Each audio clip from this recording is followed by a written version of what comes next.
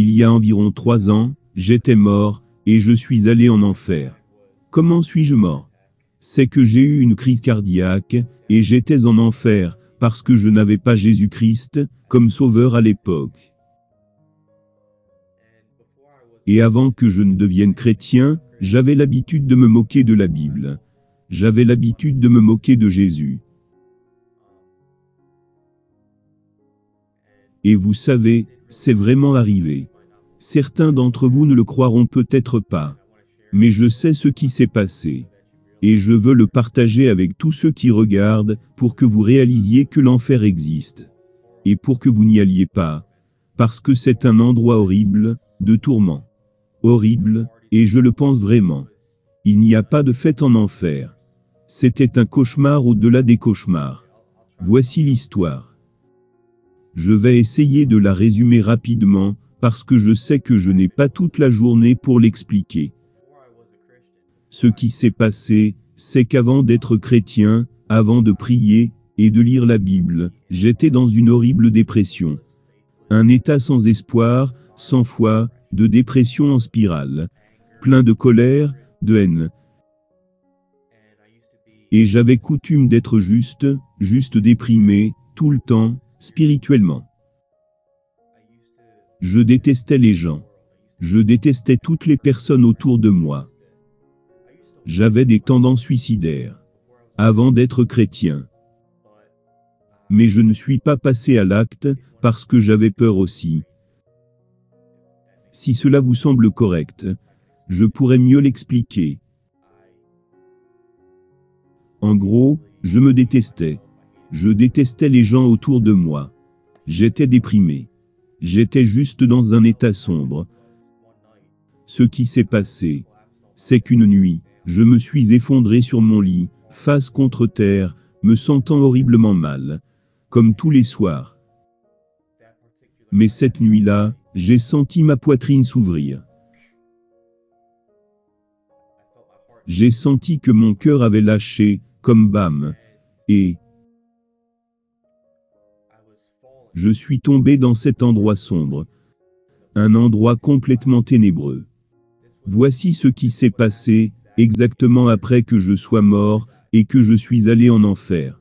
J'étais dans cet endroit, totalement obscur. J'avais ma main devant mon visage. Mais je ne pouvais même pas la voir. C'est à quel point c'était ténébreux. Juste l'obscurité complète. Et la façon dont je me sentais là-bas, j'étais juste dans un froid complet, un froid glacial. Ce qui signifie que toute mon âme était juste, pleine de froid et de mort. Et je me sentais paralysé par la peur. Parce que, c'est ça l'enfer. C'est juste de la peur, totalement. C'est une peur constante, un tourment constant. Parce qu'il est dit dans la Bible, que la peur engendre le tourment. Et c'est vrai que la peur engendre le tourment. Et quand j'étais en enfer, je ressentais une peur constante. Et aussi, j'entendais des créatures, qui me disaient, des mots méchants. Comme des malédictions, dans mon oreille. Je ne pouvais pas comprendre, tout ce que la créature disait. Mais elle criait du haut de sa voix profonde, toutes ces choses horribles, juste dans mon oreille. Et après avoir lu la Bible, j'ai découvert, évidemment que c'était un démon. Aussi, quand j'étais en bas là-bas, j'ai entendu ce ricanement, cette voix masculine, riant. C'était un rire c'était juste, comme un rire moqueur. Comme, ah ah, je t'ai eu. Évidemment, je ne l'ai pas entendu dire cela. Mais c'est ce que ce rire voulait dire. Et après avoir vu d'autres histoires documentées de personnes, qui sont allées en enfer, et en sont revenues, j'ai découvert que le rire que j'ai entendu était le rire de Satan, sur son trône, et ce riant des âmes perdues, qui étaient en bas là-bas, qui sont tout en bas, et qui sont probablement encore là-bas. Et vous savez qu'il fait des allers-retours sur la terre, et repart là-bas, après avoir tenté les gens. Mais bref, j'étais là-bas, et j'essayais de m'échapper, en me frappant, en me griffant, mon visage. C'est-à-dire le visage de mon âme, pas ce corps physique. Le corps physique était sur terre à ce moment-là. C'était mon âme, parce que l'âme ressemble exactement au corps physique, comme vous le savez. Et j'étais là-bas. Et j'étais juste, horriblement déprimé. Le pire que je ne l'ai jamais été, quand j'y étais. Tout ce que je vous décris là, de ce qu'est l'enfer, ce que c'est que d'y être, c'est comme si vous prenez la pire émotion que vous ayez jamais vécue dans toute votre vie. Vous la multipliez par 1000. C'est à ce point que l'enfer est mauvais. C'est horrible. Et l'enfer est éternel. Certaines personnes devront malheureusement y faire face toute l'éternité. Parce que l'âme d'un être humain est éternelle. Elle va soit au ciel, soit en enfer. Revenons à mon histoire. Et certains d'entre vous ne le croiront peut-être pas, mais je sais ce qui s'est passé, c'est que quand j'y étais, je pensais à toutes les façons de m'en sortir. En criant des gros mots.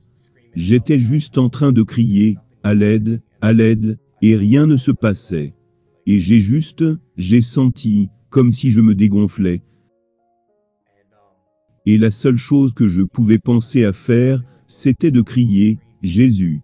Parce que c'était le seul espoir que j'avais quand j'étais là-bas. Et j'ai réalisé aussi qu'avant d'être chrétien, j'entendais cette expression par les gens. Jésus sauve. Mais je n'ai jamais vraiment compris ce que ça voulait dire.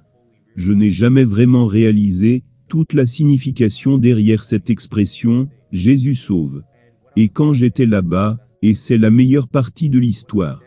Quand j'y étais, j'ai crié, Jésus, à plein poumon. Aussi fort que je pouvais.